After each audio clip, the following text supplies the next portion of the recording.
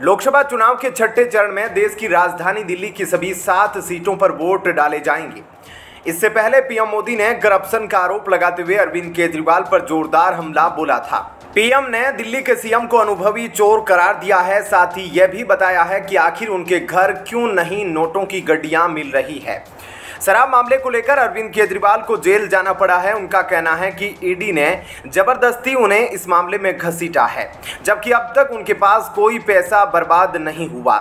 जब यह सवाल प्रधानमंत्री नरेंद्र मोदी से पूछा गया तो उन्होंने कहा, आपने कभी किसी ऐसे व्यक्ति के बारे में सुना है जो आरोपी हो और यह कह रहा हो कि उसने घोटाला किया था, या यह कह रहा हो कि पुलिस ने उसे सही गिरफ्तार किया है? यदि एजेंसियों ने उन्हें गलत पकड़ा था तो कोर्ट से उन्हें राहत क्यों नहीं मिली? ईडी और एजेंसियों पर आरोप लगाने वाला विपक्ष आज तक एक मामले में यह साबित नहीं कर पाया कि उनके खिलाफ गलत आरोप लगा है।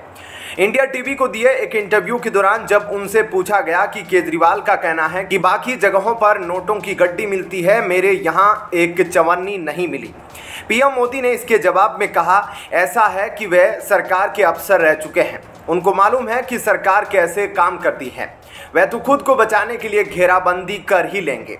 पीएम ने आगे कहा, जो अनुभवी चोर होता है उसको बड़ी सुविधा होती है, जो सरकार में रहा हुआ अफसर होगा उसको मालूम होगा कि ईडी और सीबीआई कैसे कार्रवाई करेगी, इसलिए वो बचने की व्यवस्था पहले से ही करके रख लेते हैं।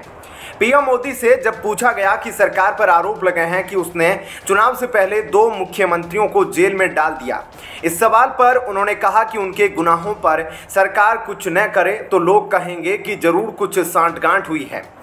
पीएम मोदी ने कहा कि आपने नोटों के पहाड़ देखे कि नहीं देखे? इन नोटों के ढेर को देखकर आपको क्या लगता है? क्या यह मेहनत की कमाई के पैसे हैं? नोटों के पहाड़ पकड़े जाए और सरकार कुछ करे नहीं तो लोग सोचेंगे कि कुछ सांठगांठ है। केवल करप्शन करने के लिए आपने दिल्ली में बच्चों का भविष्य बर्बाद करने के लिए स्कूल के पास शराब के ठेके खोल दिए।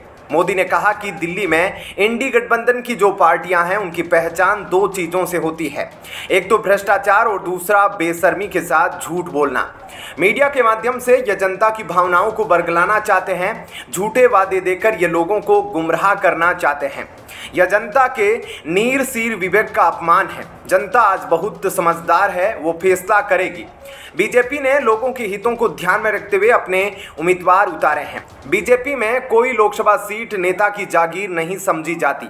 जो जनहित में उचित होता है पार्टी उसी के अनुरूप फैसला लेती है। हमारे लिए राजनीति सेवा का माध्यम है। यही वजह है कि हमारे कार्यकर्ता इस बात से निराश नहीं होते कि टिकट कट गया, बल्कि वो पूरे मनोयोग से जनता की सेवा में जुट जाते हैं। ऐसे में क्या कहना है आपका? कमेंट सेक्शन में अपनी राय जरूर बताएं। धन्यवाद। जय हिंद।